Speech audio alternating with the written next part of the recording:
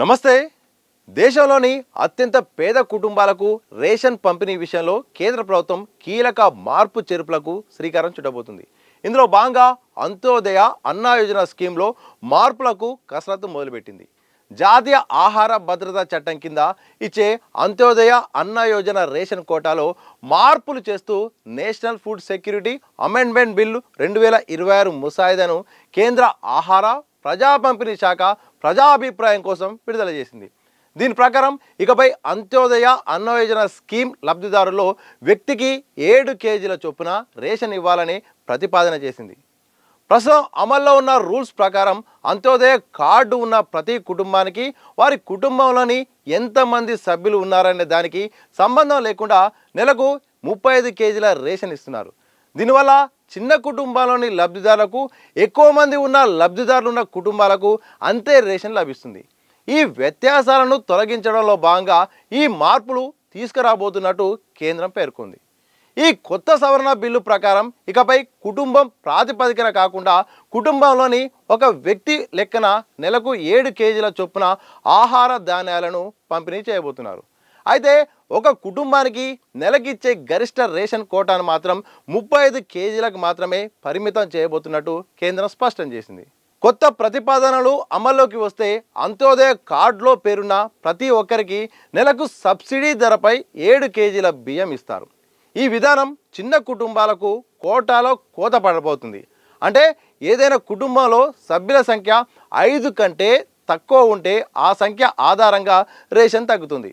ఉదాహరణకు 3 లబ్ధిదారులు ఉన్న కుటుంబానికి ప్రస్తుతం 35 కేజీల రేషన్ లభిస్తుంటే ఇకపై ఒక్కో వ్యక్తికి 7 కేజీల చొప్పున నెలకు కేవలం 21 కిలోలు మాత్రమే అందబోతున్నది. ఇక పెద్ద కుటుంబంలోన అంటే 5 లేదా అంతకన్నా ఎక్కువ మంది సభ్యులు ఉన్నప్పటికీ ఆ కుటుంబానికి నెలకు లభించే మొత్తం రేషన్ 35 కేజీల కంటే మించదు.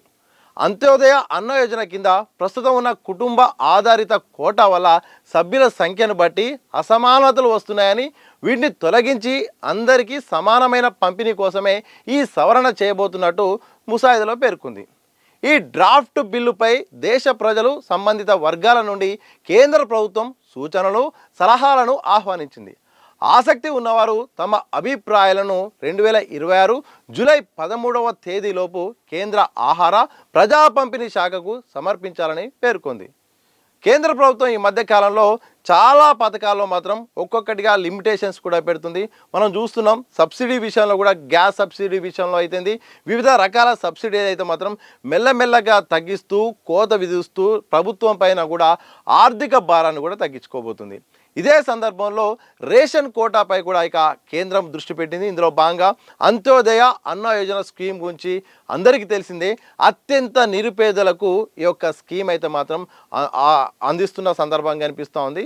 రేషన్లో సాధారణంగా అయితే మాత్రం కిలోకు 6 కేజీల చొప్పున ఇస్తే మాత్రం ఏదైతే అంత్యోదయ కార్డు ఉన్న వాళ్ళకైతే మాత్రం కుటుంబ సభ్యుల సంబంధం లేకుండా అంటే సంఖ్యతో సంబంధం లేకుండా 35 కేజీల సంబంధించిన ఆహార పదార్థాలు అయితే మాత్రం కేంద్ర ప్రభుత్వం సబ్సిడీగా ఇస్తుంది.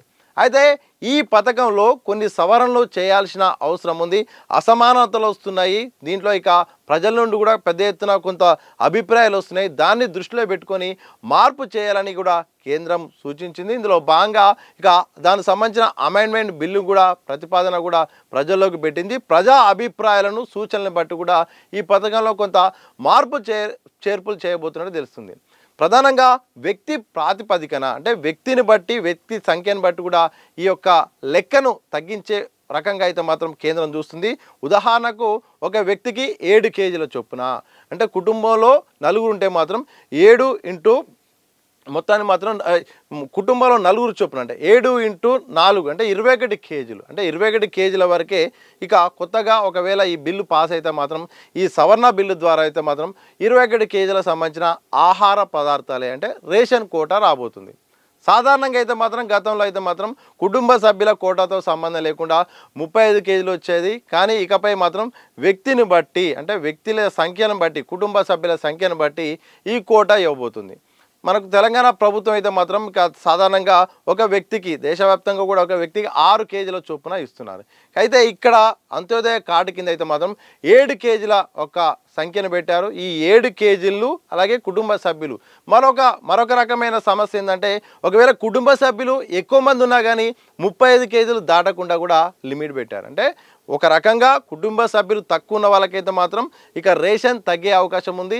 ఎక్కువ ఉన్నా కానీ ఒకవేళ 6, 7, 8 మంది ఉన్నా కానీ ఆ యొక్క లిమిట్ అయితే మాత్రం 35 కేజీల లిమిట్ దాటకుండా అయితే మాత్రం ఈ యొక్క సవరణలో అయితే మాత్రం డ్రాఫ్ట్లో పేర్కొన్నారు. ఇదే ప్రధానంగా ఒక రకంగా ఎక్కువ మంది ఉన్న వాళ్ళకు ఒక రకమైన నష్టమే, మరోవైపు తక్కువ మంది ఉన్న వాళ్ళకైతే మాత్రం ఇక కోటా సంఖ్యను బట్టి మాత్రం రేషన్ కోటా రాబోతుంది. కేవలం ఒకవేళ కుటుంబంలో ఇద్దరు మాత్రమే ఉంటే మాత్రం ఇద్దరు చొప్పున 7+7 14 కేజీలు మాత్రమే రాబోతుంది. గతంలో అయితే మాత్రం ఇప్పుడు ప్రస్తుతం అందుతున్న 35 కేజీల స్థానంలో ఒకవేళ కుటుంబంలో ఇద్దరు ఉంటే మాత్రం 14 కేజీలకు సంబంధించిన రేషన్ మాత్రమే రాబోతుంది. ఒకవేళ కేంద్రం దీనిపై నిర్ణయాలు తీసుకుంటే దాదాపు ఇక దీనికి సంబంధించిన డ్రాఫ్ట్ ఇచ్చిందంటేనే ఇక కేంద్ర ప్రభుత్వం ఇక నిర్ణయం తీసుకున్నట్టే. పార్లమెంట్లో కూడా తప్పకుండా దీనికి సంబంధించిన సవరణ జరగబోతుంది. ఎందుకంటే కేంద్ర ప్రభుత్వం కూడా అన్ని సంక్షేమ సంబంధించిన చాలా పథకాల్లో కూడా మెల్లమెల్లగా కూడా ఆర్థిక భారాన్ని తగ్గించుకుంటుంది. అన్ని విషయాల్లో కూడా చిన్నగా లిమిట్స్ కూడా పెడుతుంది. చాలా నిబంధనలు కూడా సవరిస్తుంది.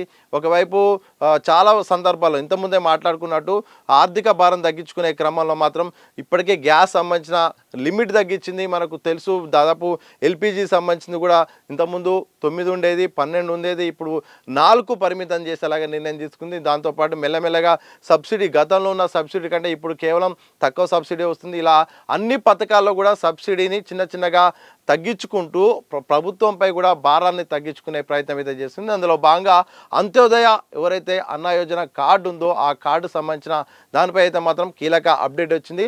గతంలో ప్రస్తుతం ఉన్న మాదిరి అయితే మాత్రం భవిష్యత్తులో లిమిట్ వచ్చే అవకాశం లేదు. కుటుంబ సభ్యులు ఎక్కువ ఉన్నా దాదాపు 35 కేజీలు వస్తుంది. తక్కువ ఉంటే మాత్రం కుటుంబ సభ్యుల సంఖ్యను బట్టి 7 కేజీల చొప్పున అయితే మాత్రం ఇవ్వడానికి కేంద్ర ప్రభుత్వం అయితే మాత్రం సిద్ధమవుతుంది. మరి చూడాలి, మరి పేద మధ్యతరగతికి సంబంధించిన వాళ్ళ నుండి అత్యంత నిరుపేద వాళ్ళకే ఈ ప్రత్యేకంగా ఈ కార్డు ఇస్తారు. మరి వాళ్ళ నుండి ఎలాంటి స్పందన వస్తుంది, మరి ప్రజలు ఈ పథకం విషయంలో మరి ఎలాంటి ఫీడ్బ్యాక్ వస్తారని మాత్రం భవిష్యత్తులో తెలిసే అవకాశం ఉంది.